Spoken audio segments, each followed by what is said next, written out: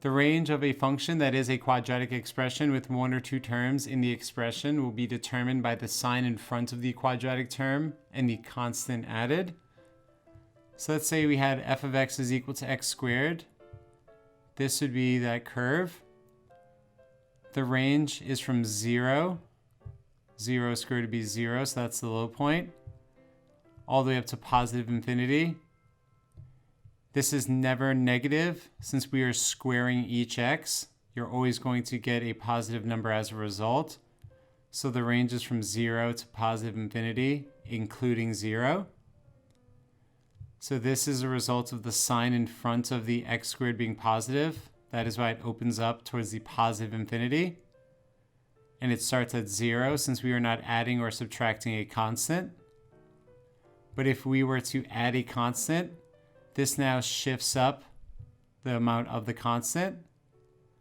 So 0 squared would be 0, but we still have the c.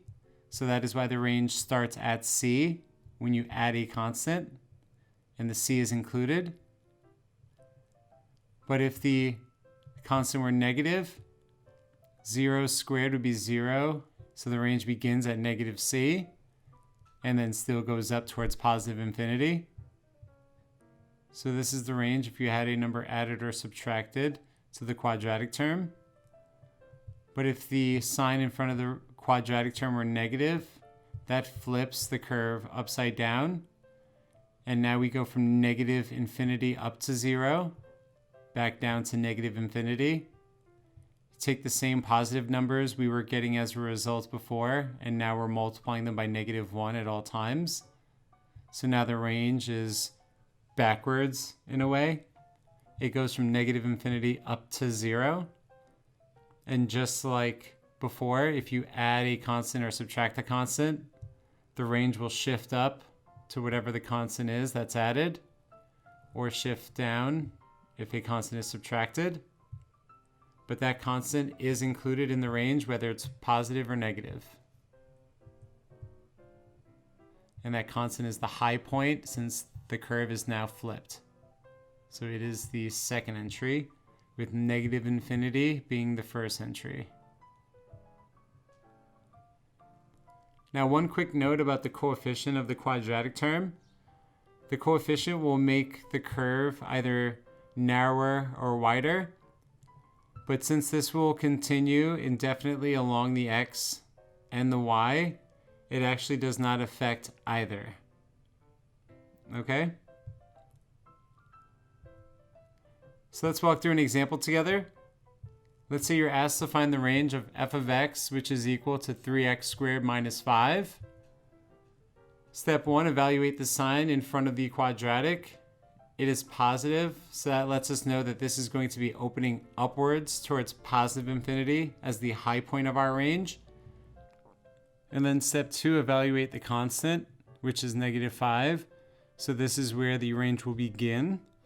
So the range is from -5 to positive infinity, including -5.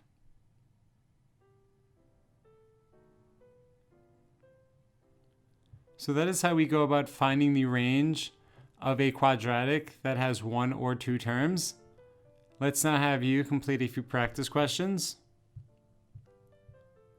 Question number 1, find the range of f of x, which is equal to -4x squared plus 6. Question number 2, find the range of g of x, which is equal to 2x squared over 3 minus 7. And question number 3, find the range of h of x, which is equal to -4x squared over 5 plus 2/9. Pause the video, answer these questions, and then press play when you are ready to begin.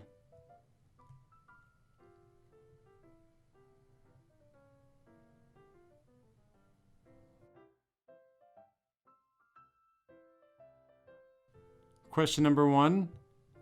F of x is equal to -4x squared plus 6. Step 1, evaluate the sign in front of the quadratic. It is negative, so that lets us know the function is going to trend down towards negative infinity. And step 2, evaluate the constant, which is 6. So this will be the high point of the range. So the range is from negative infinity to positive 6, including positive 6.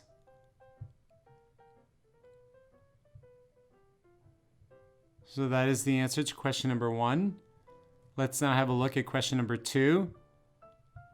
G of x is equal to 2x squared over 3 minus 7. Step 1, evaluate the sign in front of the quadratic. It is positive, so this is going to open upwards towards positive infinity as the high point of the range. And then we want to evaluate the constant, which is negative 7. So this will be the low point. So the range is from negative 7 to positive infinity, including negative 7.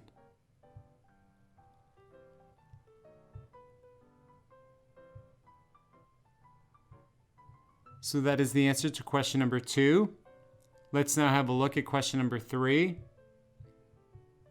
H of x is equal to negative 4x squared over 5 plus 2 ninths. Step 1, evaluate the sign in front of the quadratic. It is negative, so that lets you know the quadratic is going to trend downwards towards negative infinity as its low point of the range. And then when we evaluate the constant, we have 2 ninths. So this is the high point of the range. So the range is from negative infinity to positive 2 ninths, including 2 ninths.